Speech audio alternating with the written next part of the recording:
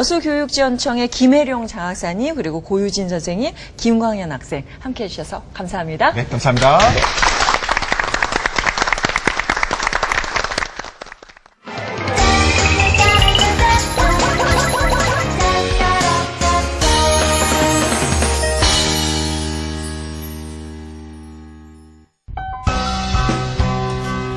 충남 청양군 이 조용한 시골 마을에 최근 깜짝 놀랄만한 일이 일어났습니다. 바로 중학생 나이로 토익 성적 820점을 받은 이가 이곳에서 나왔기 때문인데요. 그 주인공은 바로 올해 15살이 된 김민식 군입니다. 그의 영어 공부 뒤에는 어머니 이숙진 씨의 남다른 영어 교육법이 숨어 있는데요. 과연 어떤 교육법일지 지금 만나봅니다. 이숙진 씨 가족의 하루는 새벽 5시에 시작됩니다. 아이들은 꽤 익숙한 모습인데요. 이렇게 일어나 제일 먼저 하는 것은 신문 읽기.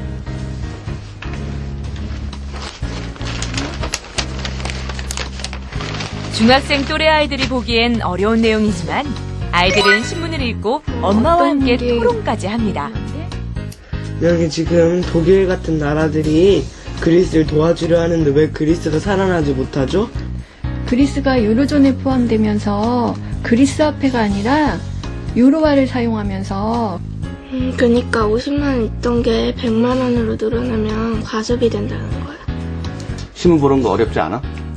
처음에 어려웠는데 꾸준히 보니까 쉬워졌어요. 어려운 건 엄마랑 오빠가 설명해 주니까 괜찮아요. 아이들도 유아기 때부터 어린이 동화 그리고 어른 신문 중에도 아이들이 관심 있어 하는 분야는 볼 수 있게 스크랩도 해주고 같이 신문 보면서 설명도 해주고 그렇게 했습니다.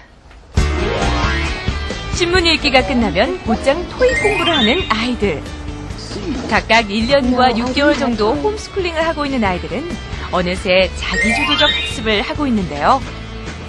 그러한 자기주도적인 학습 덕분인지 민식 군은 올해 2월 치른 토익 시험을 준비한 지 2달 만에 820점을 받았습니다.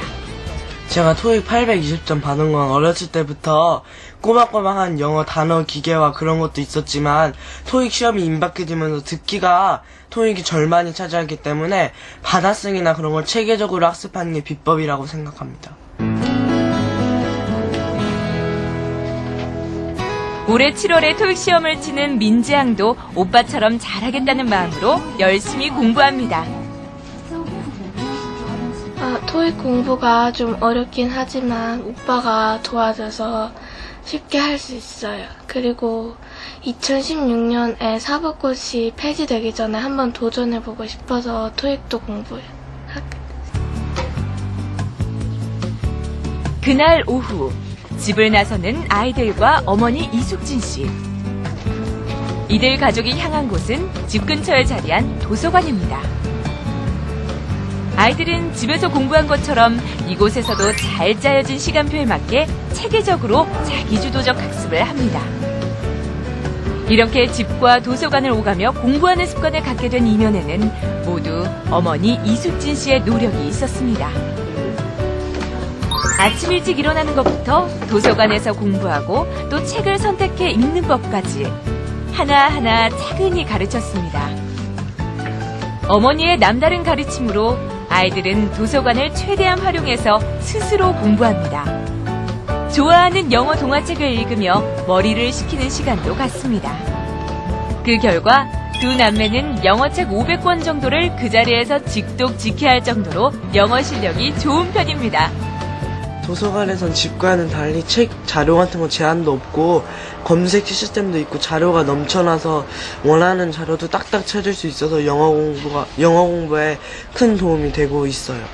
제 생각에 영어도 모국어를 우리가 습득해가는 과정과 동일하게 많은 동화책을 통해서 아이들이 자연스럽게 그 모국어 능력이 형성되고 그럴 수 있도록 하면 좋을 것이라고 생각을 해서 영어 동화책이나 영어 비디오, 영어 학습 사이트 등을 활용해서 어린 시기에 5,000시간 이상, 10,000시간 이상 영어에 노출되도록 그렇게 도와줌으로써 영어뇌가 형성될 수 있도록 그렇게 해줬습니다. 홈스쿨링을 통한 자기주도적 학습으로 아이들의 영어 실력을 향상시킨 이숙진 씨의 엄마표 영어 교육. 맘스토크에서 만나봅니다. 네, 오늘 맘스토커에서는요, 홈스쿨링을 통해서 철저한 자기주도 학습으로 영어 공부를 이끌어오고 있는 어머니와 두 자녀를 모셨습니다. 자, 먼저 어머니 이숙진 씨와 김민식 군, 김민지 양 어서 오십시오. 네, 안녕하세요. 홈스쿨링 정말 얘기하기는 쉽지만 실천하기는 참 어려운 것이 아닌가라는 생각이 드는데 어떤 계기로 이렇게 두 자녀를 홈스쿨링을 하시게 됐나요? 아이들이 태어나자마자 네. 여러 가지 글자나 그림을 많이 노출시켰고 예. 또 큰아이 같은 경우는 돌전에 책을 보자고 하면 잠도 잘 안 자려고 하고 책하면 이렇게 쫓아다니고 했었습니다. 네. 그래서 저학년 때 10,000권 이상의 그런 독서에 노출이 되었고 또 그 취학하기 전에 대학 교재나 대학원 교재, 성인 책 같은 것도 아이가 봐서 어머. 정규 교육 과정이 아니라 다른 길을 선택할 수도 있겠구나라고 네. 그때 생각을 하게 되었습니다. 아니, 근데 공부를 열심히 한다는 건 뭐 책을 다독을 통해서 이룩될 수 있다고 보는데, 네. 영어 공부 같은 경우에는 따로 우리가 교수법이 있거든요. 그래서 어머니가 어떻게 교수법을 배우셨는지, 영어 공부는 어떻게 시켰습니까? 제가 이제 영어나 그 일반 아이 양육에 관한 책들도 전체적으로 수백 권 이상 사서 읽고 또 신문이나 이런 TV 프로그램 같은 것도 많이 이제 찾아서 보고요. 또 영어도 똑같이 언어기 때문에 모국어와 다른 방법으로 가르칠 필요는 없다고 생각했습니다. 네. 그래서 영어도 아이들이 그 언어에 많이 노출이 되고 네. 또 동화책을 많이 어느 정도 많이 읽고 한다면 모국어를 습득하는 것과 같은 방법으로 습득할 거라고 생각을 했고요. 네. 동화책을 많이 읽으면서 영어도 즐겁게 행복하게 그렇게 습득하고 영어 능력도 좋아졌습니다. 네. 그러면 시험을 보면 정말 제대로 습득을 했구나 이런 거를 확인할 수가 있나요? 올해 2월에 토익 시험을 보면서 아이가 820점이 나와서 네, 이렇게 우리가 예. 모국어 그런 학습 과정이라든지 모국어에 노출되는 방법으로 영어를 공부해도 우리가 이렇게 아이가 좀 즐겁고 행복하게 영어 이런 어떤 학습이나 능력을 증진시킬 수 있겠구나 그런 걸 확인하게 됐습니다. 예. 네. 근데 제가 그 토플이나 토익 시험을 봐봤는데 점수는 어떻게 되시나요? 점수는 뭐 묻지 마시고 여러 번 봤죠. 근데 이 영어를 갖다가 그냥 읽기는 저도 잘 읽거든요. 근데 시험은 좀 달라요. 뭔가 그 테스트를 받으면서 뭐 요령도 좀 필요하고 막히는 부분에 대해서는 좀 지도를 받아야 되거든요. 그런 부분은 어떻게 하나요? 어렸을 때부터 유아 때부터 네. 수백 권 정도의 그런 동화책을 네. 이제 외국에 나갔을 때 사온 것도 있고 네. 또 잘 돼 있어서 우리나라에 뭐 영어 교재나 동화책이 너무 많아서 다 CD나 테이프에 달려 있어요.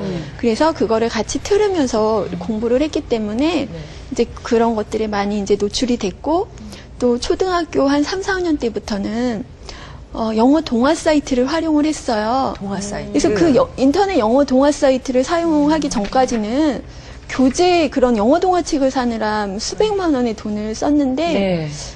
영어 동화 사이트에서 이렇게 5,000권을 읽어도 네. 정말 이렇게 한두 번 외식비밖에 안 들어서 그거를 우리가 서점에서 구입했다면 5천만 원 정도에 해당하는데 아이들이 이렇게 5,000권, 8,000권 정도 그 영어 동화 사이트에서 영어에 노출이 됨으로 해서 그런 어떤 미국에 있는 그 나이 또래 아이들보다 더 많은 그런 그 언어나 독서 능력이나 그런 거에 노출된 그런 상황으로 됐습니다. 아니, 동화를 8,000권 읽었다는 것은 거의 동화학 박사 수준인데요. 그러니까. 근데 보통 지금 8,000권, 몇천 권 단위로 읽었다는 것은 보통 일반적인 저도 그렇고 책을 사서 보통 머릿말만 읽고 자버리거든요. 근데, 죄송합니다. 네, 아유, 그런 말씀. 이 습관을 꾸준하게 계획을 세우는 게 중요한데 네. 이런 공부 습관을 어떻게 글쎄. 처음에 만드셨습니까? 규칙적으로